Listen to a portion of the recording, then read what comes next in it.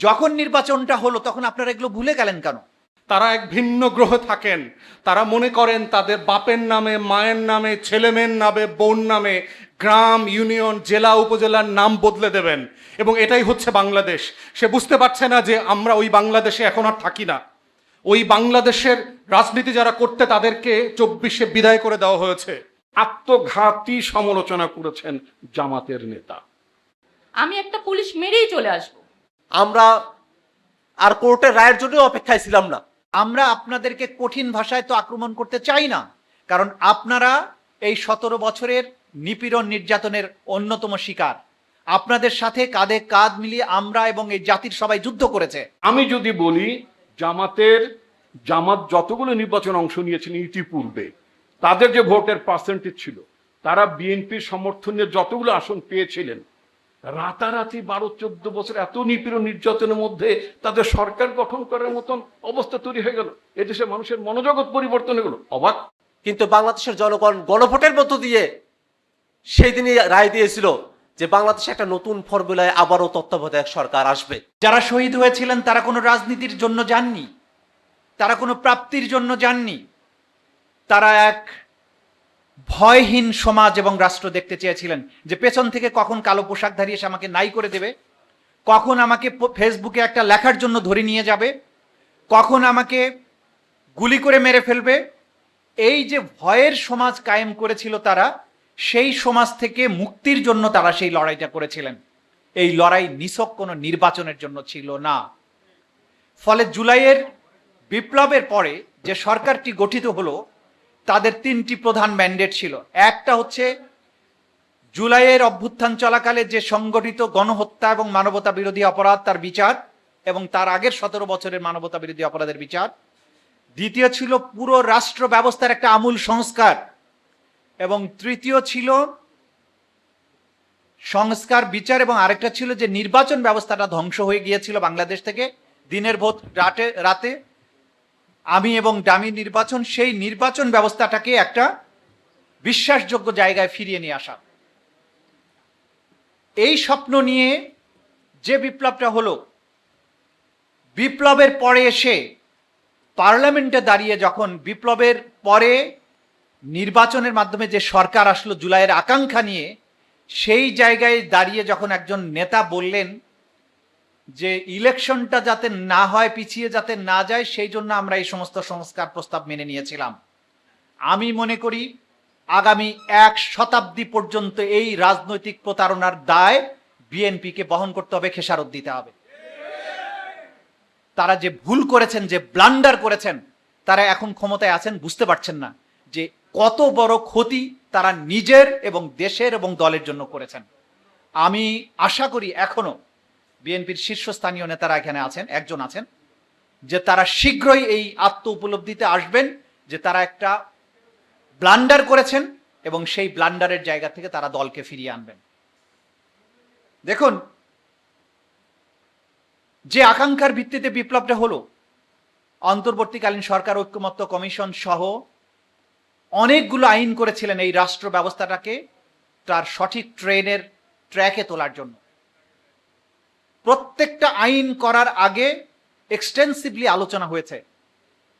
যারা এই আইনগুলো বুঝেন, যারা স্টেক হোল্ডার, যারা বিশেষজ্ঞ, যারা সমালোচক, তাদেরকে নিয়ে এই অধ্যাদেশগুলো করা হয়েছিল। সেই অধ্যাদেশগুলো কি কারণে ল্যাপস করে দিলেন? মানবাধিকার কমিশনের আইন কতবার যে মিটিং হয়েছে।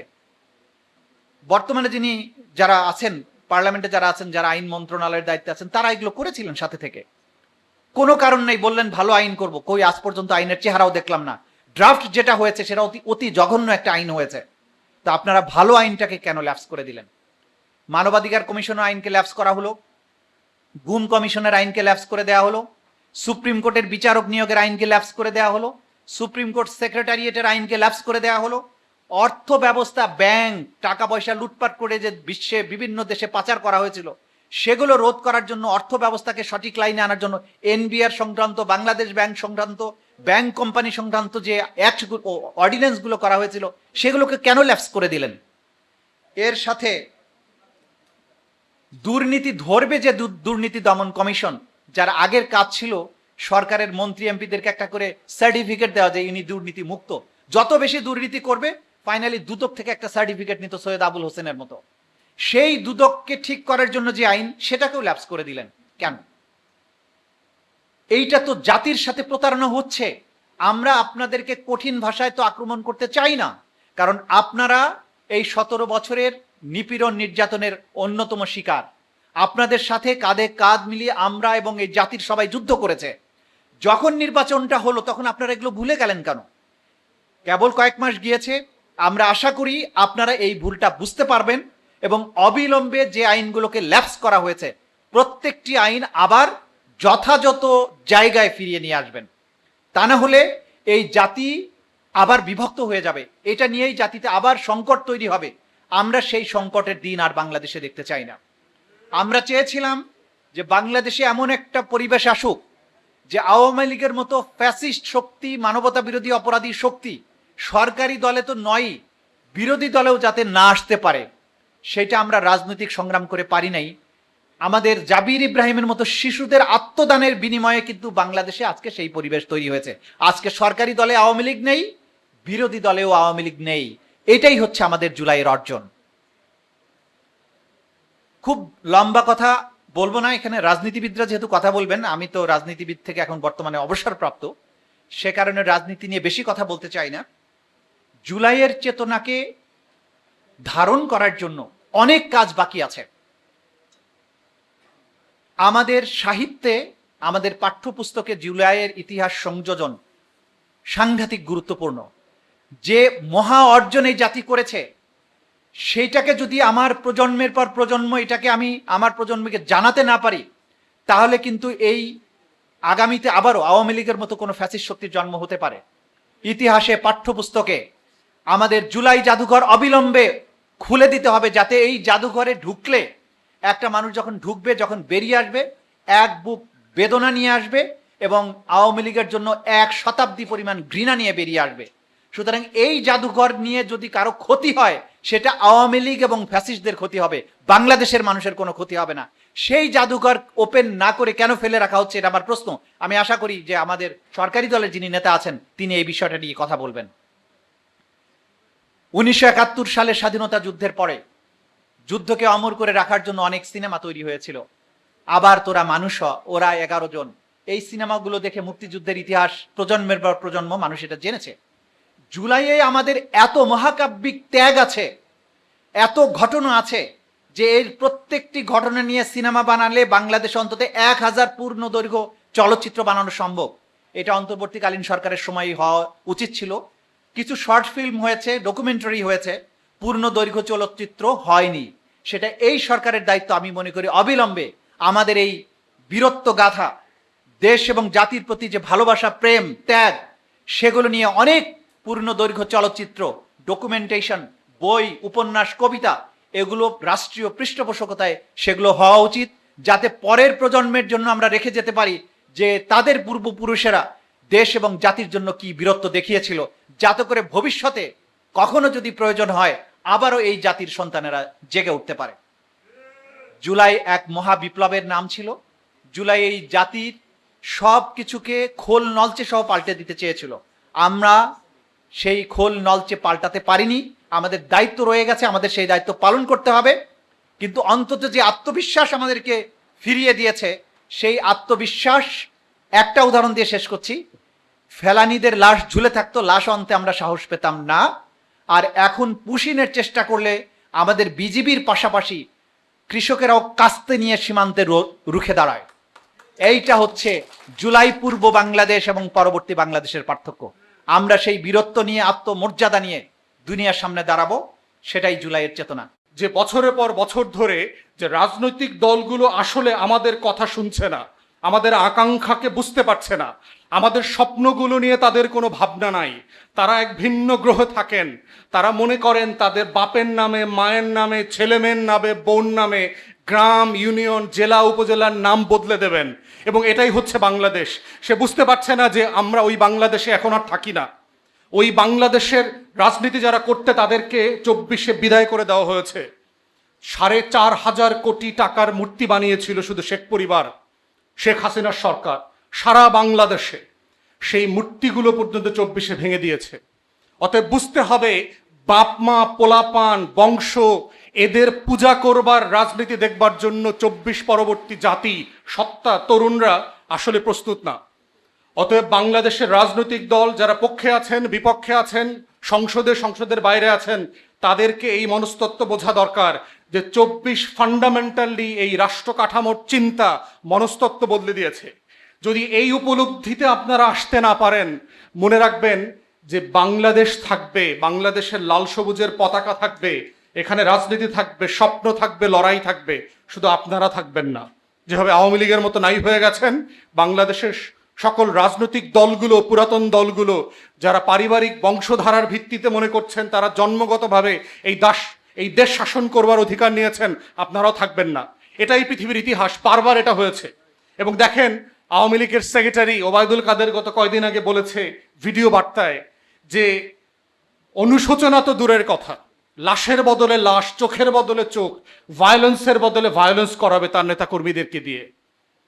মানে তারা পৃথিবীর কোন জায়গায় বাস করছে? তারা নাকি ফিরে আসবে, আপা নাকি ফিরে আসবে, রাজপথ কাঁপবে, বাংলাদেশ হাসবে, আর আমরা সব গর্তে চলে যাব। কি এক স্বপ্নে তারা বাস করছে। 24-এর এই উপলব্ধির জায়গাটাই আমরা আশা করছি রাজনৈতিক দলগুলো ভাববে এবং নতুন করে বুঝবে। এখানে আমাদের 24-এর গণ অভ্যুত্থানের শহীদ জননী আছেন বেগম রোকেয়া আপা, এবং মাননীয় সংসদ সদস্য যারা আছেন, সংসদকে আমরা অনুরোধ করছি, শফিক ভাই একটু বলে গেছেন, 24-কে প্রোটেক্ট করবার জন্য 24-এর স্যাংটিটি, সম্মান, মর্যাদা, 24-এর ঘটনা এবং 24-এর এই শহীদদের বিচার, আহতদেরকে পুনর্বাসন মিলায় একটা আইন করতে হবে। সকল দল মিলে এই আইন করতে হবে। শাওনদের যেন বাংলাদেশে আর এই দুঃসাহস না হয় 24-কে নিয়ে ফাইজলামি করার। এই ফাইজলামি করবার কোনো সুযোগ আর দেওয়া যাবে না। এবং এটা মাথায় রাখবেন, সরকারকে আমরা বলছি, যদি এটা না করেন আপনাদের অস্তিত্ব গদি কিন্তু টানের মধ্যে পড়ে যাবে। এটাই বাস্তবতা। অতএব আইনের ফ্রেম করতে হবে যেন মানুষ আইন হাতে তুলে না নেয়, মানুষ মব তৈরি করতে বাধ্য না করে, শাওনকে যেখানে সেখানে দেখলে যেন চটথাপ্পড় মারার উদ্যোগ কেউ না নেয়। এটা আইনের ফ্রেমে আনতে হবে, তাকে বিচারিক প্রক্রিয়ার মধ্য দিয়ে দিতে হবে। একইভাবে হীনমন্যতা দেখতেছি আওয়ামী লীগের বিচার করবা নিয়ে। আওয়ামী লীগের বিচারের প্রশ্ন তো বিচারিক প্রক্রিয়া না, ইটস এ পলিটিক্যাল কোশ্চেন, রাজনৈতিক আলোচনা, যেটা রাজনৈতিক দলগুলো গণ অভ্যুত্থানের সকল পক্ষ মিলে একমত হয়ে গেছে তাদের কার্যক্রম নিষিদ্ধ করবার ব্যাপারে। সেখানে আমাদের একজন মাননীয় উপদেষ্টা বললেন যে বিচারিক প্রক্রিয়াকে রেফার করে। নাৎসিদেরকে ব্যান করবার জন্য ওখানকার জার্মানির আদালতে যেতে হয় নাই দ্বিতীয় বিশ্বযুদ্ধের পরে, ফ্যাসিস্টদেরকে ব্যান করবার জন্য ইটালির আদালতে যেতে হয় নাই, সিরিয়াতে অথবা ইরাকে বাথ পার্টিকে ব্যান করবার জন্য ওখানকার আদালতে যেতে হয় নাই। রাজনৈতিক দলগুলো মিলে সিদ্ধান্ত নিয়েছে এটা একটা পলিটিক্যাল কোয়েশ্চেন, এবং বাংলাদেশে ফাংশনাল গণ অভ্যুত্থানের পক্ষের সকল রাজনৈতিক দলগুলো মিলে এই সিদ্ধান্ত নিতে হবে আওয়ামী লীগের প্রশ্ন কি, এবং এটা সিদ্ধান্ত নেওয়া হয়ে গেছে। অতএব আমরা আশা করব অবিলম্বে আপনার আওয়ামী লীগের রাজনৈতিক কার্যক্রম নিষিদ্ধ করবার ব্যাপারে সংসদে আইন পাশ করবেন, পাশাপাশি বিচারিক প্রক্রিয়াও চলতে থাকবে। এবং এই উপলব্ধির জায়গা থেকেই হচ্ছে বাংলাদেশকে গড়ে তোলার যে লড়াই, সেই আজাদির লড়াইটা শত শত বছর ধরে চলবে। 1204 থেকে শুরু হয়ে এটা 24-এ শেষ হয়ে যাবে না। এই মুক্তির লড়াই আমাদের মঞ্জিলে মাকসুদ পর্যন্ত, যতদিন পর্যন্ত এই দেশটা স্বপ্নের দেশ না হয় ততদিন পর্যন্ত আমরা আমাদের সেই লড়াই চালিয়ে যাব। এই আন্দোলনে বাংলাদেশের শ্রমিকেরা তারা নেমে এসেছিল, বাংলাদেশের পেশাজীবীরা নেমে এসেছিল, এবং সব থেকে অবাক করা বিষয়, প্রবাসে যারা রেমিটেন্স যোদ্ধা আছেন তারা এই আন্দোলনে সর্বাত্মক সমর্থন দিয়েছিলেন। রেমিটেন্স শাটডাউনের মতো কর্মসূচি তারা ঘোষণা করেছিলেন। এই যে এত এত মানুষ, সমাজের কোনো অংশ যেখানে বাদ থাকে না, এমন একটা গণ আন্দোলন, গণ অভ্যুত্থান, একটা বিপ্লব যেটা বাংলাদেশে সংগঠিত হলো, সেই বিপ্লবের মধ্য দিয়ে আমাদের আত্ম উপলব্ধি হলো এই বাংলাদেশ এমন একটা ভূখণ্ড, যেই ভূখণ্ডে যদি কখনো জুলুম চেপে বসে, সেই জুলুম এখানে চিরস্থায়ী হওয়ার কোনো সুযোগ কোনো কালেই লাভ করতে পারবে না। এ কারণে এই বাংলাদেশের মানুষের প্রতি, আপামর জনসাধারণের প্রতি একটা শ্রদ্ধাবোধের জায়গা জুলাই আমাদেরকে নতুন করে দেখিয়ে দিয়েছে।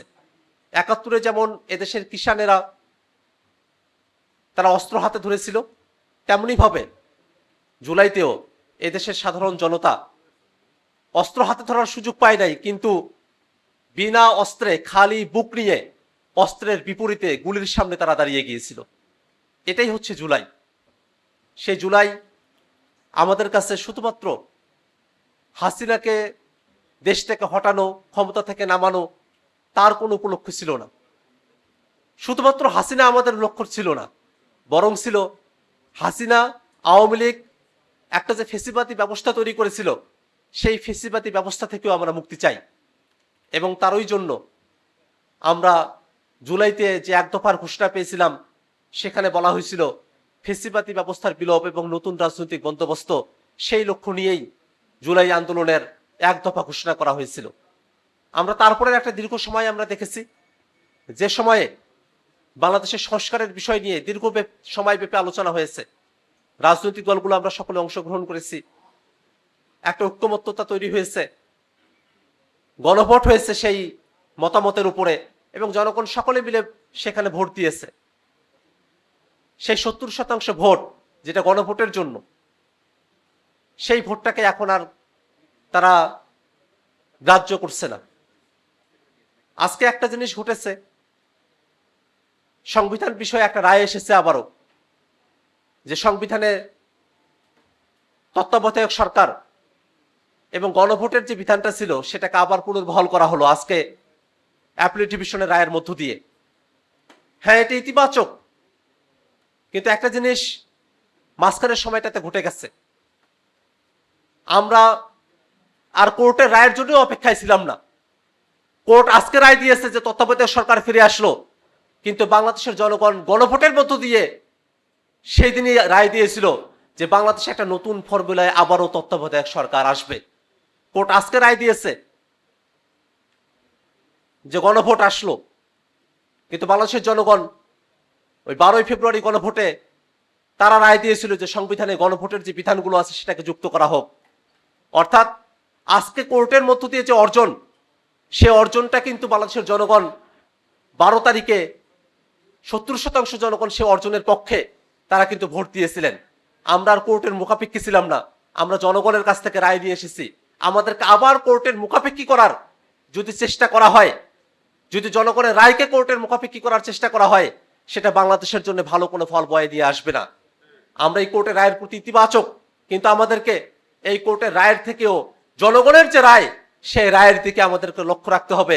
জনগণের রায়ের মধ্য দিয়ে যে নতুন বাংলাদেশের স্বপ্ন আমরা দেখেছি, সেই বাংলাদেশ প্রতিষ্ঠিত হবে। আসসালামু আলাইকুম। এখানে যে সাবজেক্টটা দেওয়া হয়েছে উপলব্ধি, আমার উপলব্ধি খুব সিম্পল। আমার ছোট্ট জাবির, শহীদ জাবির ইব্রাহিম, ও সকালবেলা ওর বাবাকে বলছিল হেলমেট পরে, বাবা আমার ছবি নাও, আমি আর্মি অফিসার হব। ওর বাবা খুব অবাক হয়ে বলছিল, তুমি আর্মি অফিসার কেন হবে? তখন ওর জবাবে বলছিল, তুমি দেখছো না আমার ভাইদেরকে সব পুলিশরা মেরে ফেলছে, আমি আর্মি অফিসার হয়ে পুলিশ মারব। এতটুকু বাচ্চা, মাত্র 6 বছরের, ও উপলব্ধি করতে পেরেছিল ওর ভাইদেরকে মেরে ফেলা হচ্ছে, অন্যায় হচ্ছে দেশে। ও আবারও বলছিল ওর দাদুকে, আমরা যখন সেদিন 5ই অগাস্ট লং মার্চে যাচ্ছিলাম, ও আমাদের সাথে যাবে, আন্দোলনে যাবে। ও বলছিল, ওর দাদু ওকে বলছিল, ভাই তুমি আমাকে ফেলে কোথায় যাচ্ছ? ও তখন ওর দাদুকে জবাব দিচ্ছিল, দাদু তুমি চিন্তা করো না, আমি একটা পুলিশ মেরেই চলে আসব। সেই উপলব্ধি, ও ঠিকই লং মার্চে যায় আমাদের সবার সাথে এবং ফেরত আসে লাস্ট হয়ে। ও শাহাদাত বরণ করে সেই দিন 5ই অগাস্ট। আমার উপলব্ধি হলো, ওই ছোট্ট বাচ্চা সেদিন কেন বলেছিল পুলিশ মারতে যাবে সে, কারণ সেদিন অন্যায় করছিল আমাদের পুলিশরা। আমাদের পুলিশ আমাদের বাচ্চাদের উপরে নির্বিচারে গুলি চালিয়েছিল, পাখির মতো মেরে ফেলছিল আমাদের বাচ্চাদের, যেটা আমাদের মারা আমরা কেউ সেটা নিতে পারছিলাম না। যার জন্য আমরা সকালবেলা সেদিন নাহিদ ইসলামের ডাকে লং মার্চে জয়েন করি, এবং সেটা যখন দুপুরের দিকে বিজয় মিছিলে পরিণত হয়। আমরা বিজয় মিছিলে সেদিন আমরা সে উপলব্ধি করেছিলাম যে এত মানুষ সেই দিন সেই সময় রাস্তায় ছিল যারা কিনা মুক্তিকামী ছিল। তাদের এই মানুষদের ইয়েতে মানে সমাবেশে আপনার রাস্তা দেখা যাচ্ছিল না। তার মানে কি আমরা সবাই তখন মুক্তি চাচ্ছিলাম। আদৌ কি আমরা মুক্তি পেয়েছি? আজকে 2 বছর হয়ে গেল জাবির নেই। আমার 1400 শহীদ পরিবার আজকে কান্না করছে তাদের শহীদ বাচ্চাদের জন্য, কারণ তারা আজও বিচার পায়নি। 2 বছরে মাত্র 7টা বিচার। আপনারা কি বিশ্বাস করতে পারছেন? মাত্র 7টা বিচার। কেন আমাদের এই 7টা বিচার কেন হলো? কেন আমাদের সবার বিচার হলো না? আমার আজকে এই সময় দাঁড়িয়ে প্রশ্ন। আজকে আমার জুলাই সনদ, যেখানে আপনারা সবাই সব বিজ্ঞজনেরা নিয়েছিলেন যে জুলাই সনদ বাস্তবায়ন করবেন, এখনো কেন জুলাই সনদ নিয়ে তালবাহানা? তারপর চলছে আমাদের যে ফেসবুক, তারপর যারা অ্যাক্টিভিস্ট যারা আছেন তারা জুলাইকে নিয়ে অবমাননাকর কথা বলছেন। যদিও আমি বিশ্বাস করি আপনারা কয়েকজন, আমরা অনেক। আপনাদের এই অবমাননা আমাদের গায়ে লাগে না, কারণ আমাদের শহীদরা জীবন দিয়েছে এই অবমাননা নেওয়ার জন্য না, দেশকে সুন্দর সমৃদ্ধ একটা দেশে পরিণত করতে। আমাদের এই বিজ্ঞজনেরা যারা মন্তব্য করেছেন, যারা আলোচনা করেছেন, আমি মনে করি সবই আমরা আমাদের দেশের স্বার্থে, দেশের জন্য সবার কাছে আমি চিনতে চেষ্টা করব সবাই যেন আমাদের এই দেশকে ভালোবাসেন, দেশকে সবার আগে নিয়ে যান। আমি বেশি কিছু বলবো না, শুধু বলতে চাই আমার দেশটাকে আপনারা ভালোবাসেন, 24শে জুলাইটাকে আপনারা ভালোবাসেন, সবার এই ফেসিসদের হাত থেকে রক্ষা করেন। আত্মঘাতী সমালোচনা করেছেন জামাতের নেতা। এটা গণতন্ত্রের জন্য, আমাদের নির্বাচনের জন্য যারা আপনারা ভোট দিয়েছেন আপনাদের সবার বিরুদ্ধে এই স্টেটমেন্টে গেছে। এটা বাংলাদেশের গণতন্ত্রের জন্য একেবারেই ভালো জিনিস নয়। এটা একটা মন্দ উদাহরণ হয়ে দাঁড়ালো। আমি যদি বলি জামাত যতগুলো নির্বাচন অংশ নিয়েছেন ইতিপূর্বে, তাদের যে ভোটের পার্সেন্টেজ ছিল, তারা বিএনপির সমর্থন নিয়ে যতগুলো আসন পেয়েছিলেন, রাতারাতি 12-14 বছর এত নিপীড়ন নির্যাতনের মধ্যে তাদের সরকার গঠন করার মতন অবস্থা তৈরি হয়ে গেল। এদেশে মানুষের মনোজগৎ পরিবর্তন হয়ে গেল। অবাক কথা। সবচেয়ে বড় কথা হচ্ছে যে এই যে অভিযোগটা তুললেন, এই অভিযোগটা 4 মাস পর এখন তুলে আপনি গণতন্ত্রকে শক্তিশালী করলেন আপনারা, না গণতন্ত্রকে দুর্বল করলেন আপনারা? প্রথম কথা হচ্ছে নেতা আপনার অবাক হওয়া স্বাভাবিক, কারণ আপনি তো যে অবস্থানে আছেন মাঠে ঘাটে তো আপনার হাঁটা হয় না। সাধারণ মানুষ যারা মাঠে ঘাটে হাঁটে চলাফেরা করে তারা দেখেছে 5 আগস্টের পরে আপনারা কি করছেন আর জামাত কি করছে।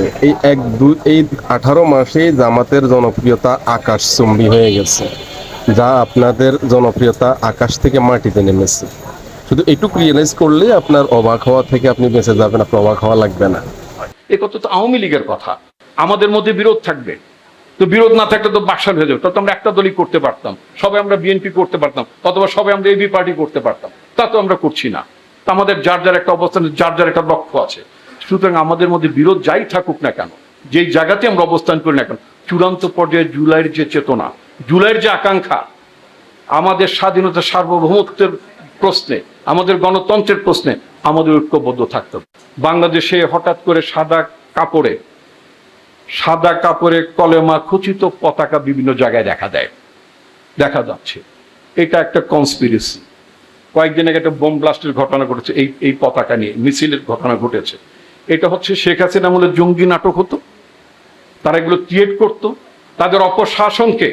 তাদের অপশাসনকে পাকাপোক্ত করার জন্য সারা পৃথিবীকে দেখাতে চাইতো বাংলাদেশে জঙ্গিবাদের উত্থান ঘটছে। সুতরাং এই জঙ্গিবাদকে মোকাবেলা করার জন্য আমি যে ক্রস ফায়ার দিয়ে মাঝে মধ্যে যা করি, আমার সরকার লাগবে, আমাকেই তোমরা রাখো, আমাকেই তোমরা সমর্থন করো, সো দ্যাট এখানে জঙ্গিবাদের উত্থান ঘটবে না। এখন উনি যে বলছেন উনি আসবেন, বাংলাদেশের ইমপ্রেশনটা উনি আবার বলতে চাই, এই দেখো আমি নাই, এখন আবার কিন্তু জঙ্গিবাদ উকি দিচ্ছে, মারা দিচ্ছে, এই ধরনের একটা পরিস্থিতি তারা তৈরি করতে চায়। আমাদেরকে সতর্ক থাকতে হবে। এটা দেশবিরোধী ষড়যন্ত্র, এইটা আমাদের দেশের স্বাধীনতা সার্বভৌমত্বকে যারা অবহেলা করতে চায়, আন্ডারমাইন করতে চায়, যারা আমাদের সরকারকে, আমাদের দেশকে চাপের মধ্যে রাখতে চায়, স্পষ্টভাবে আমি বলতে চাই এটা তাদের কনস্পিরেসি।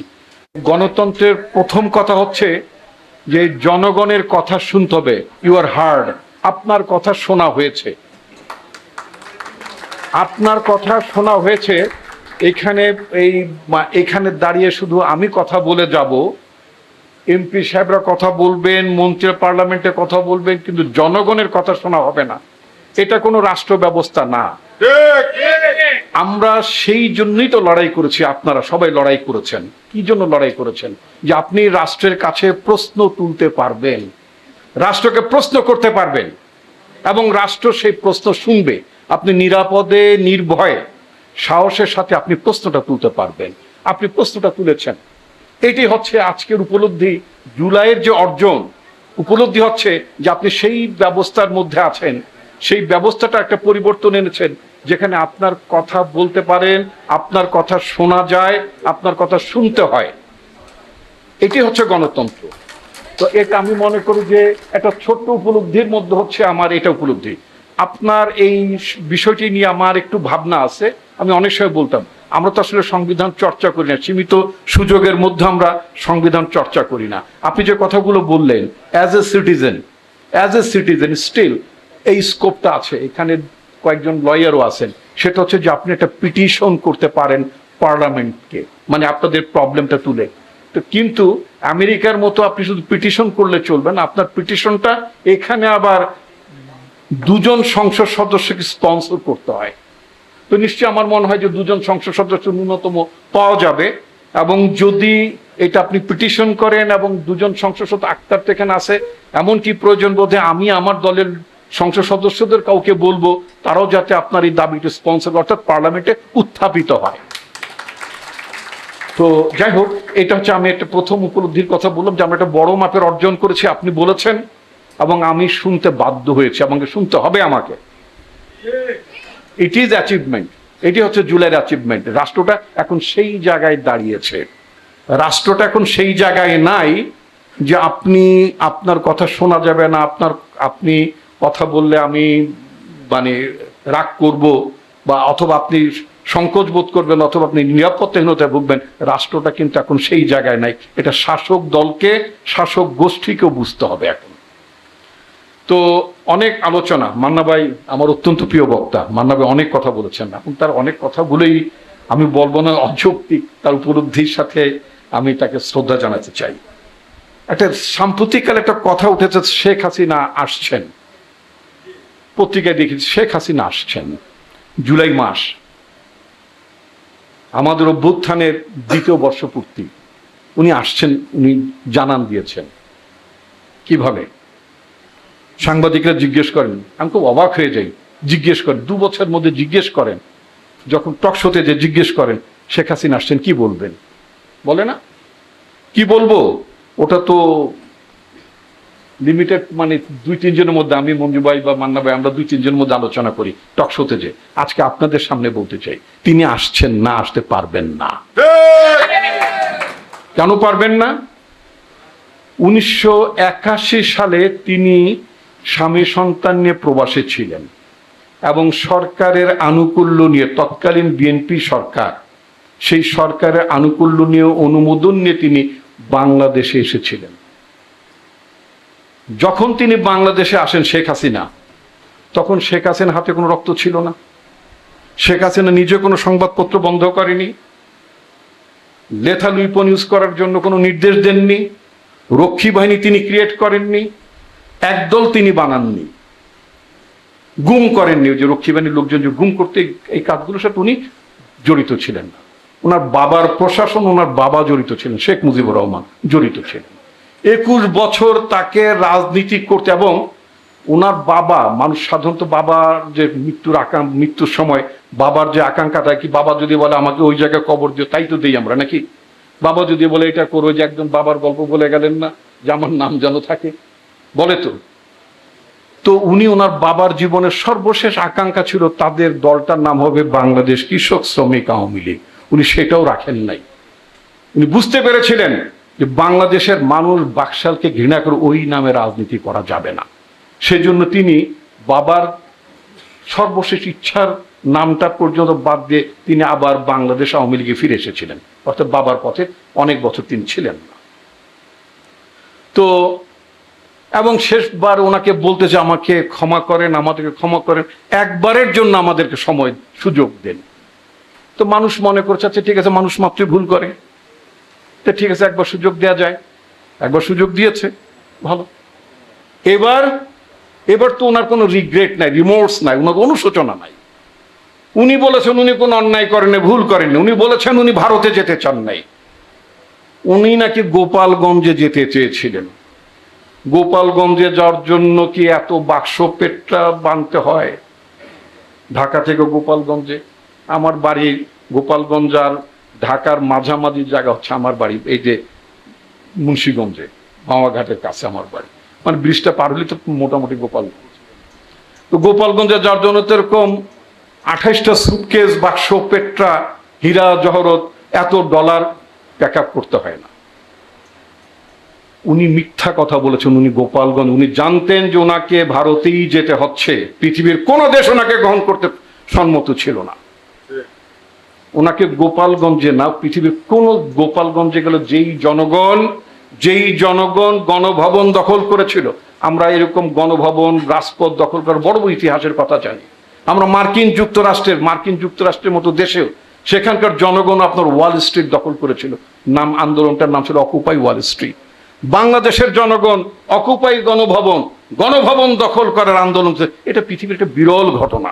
এরকম ঘটনা সাধারণত সচরাচর 200, 400, 500 বছর, 800 বছর যে লক্ষণ সেনের কথা বললেন, এরকম ঘটনা ঘটে না।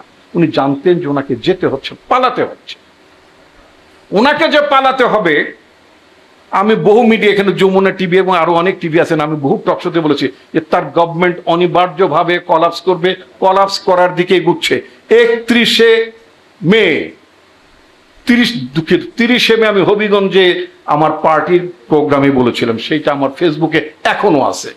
আমি আমার দলের নেতাদের উদ্দেশ্যে বলেছিলাম, সেই সংগ্রামে তোমরা যদি সামিল নাও হও, অনিবার্যভাবে শেখ হাসিনা কলাপস করবে, তার সরকার কলাপস করবে। তার সরকার কলাপস করার 2 মাস 5 দিন আগে আমি কথা বলেছি, অর্থাৎ আমরা জানতাম এই সরকারের পতন অনিবার্য, এর কোনো অল্টারনেটিভ ছিল না। উনি সেই জায়গায় গিয়েছে এবং উনিও নিজেও জানতেন। সেজন্য ওনার সমস্ত আত্মীয় স্বজন, শেখ সেলিম বলেন, এটা বলেন, ওটা বলেন, তাপস বলেন, সবাইকে তিনি আগে পাচার করে দিয়েছেন। সবাইকে তো পাচার করে দিয়েছেন তিনি। তার আত্মীয় স্বজন কেউ কিন্তু ঢাকায় ছিল না, সবাই কিন্তু 5 তারিখের আগে সব সেফ এক্সিটে চলে গেছে। কেউ লন্ডনে, কেউ সিঙ্গাপুরে, কেউ ভারতে, মোটামুটি সবাই। শুধু উনি আর শেখ রেহানা, ওই শেখ পরিবারের মধ্যে উনি আর শেখ রেহানা ছিলেন। তো শেখ রেহানা তো foreign national, she is a British national. তো উনি মিথ্যা কথা বলছেন, উনি আর আসতে পারছেন না। কেন পারছেন না? ওনার হাতে এখন রক্তের দাগ, ওনার হাতে এখন মানুষ খুনের অভিযোগ ওনার উপরে আছে। উনি বাংলাদেশকে ধ্বংস করে লক্ষ লক্ষ কোটি টাকা পাচার করেছেন। সুতরাং শেখ হাসিনা অনুতপ্ত হবেন না, আর ওনাকে বাংলাদেশের রাজনীতিতে বাংলাদেশের জনগণ কখনই গ্রহণ করবে না।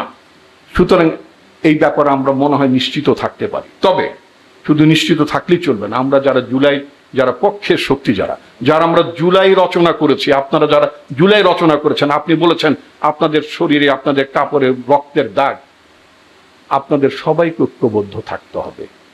ফ্যাসিবাদের বিরুদ্ধে, ফ্যাসিবাদ কিন্তু একটা প্রতীকী শব্দ, ফ্যাসিবাদ শুধুই কিন্তু আওয়ামী লীগ না, ফ্যাসিবাদ শুধুই বাকশাল না, ফ্যাসিবাদ ইজ এ সিমটম, সিনড্রোম।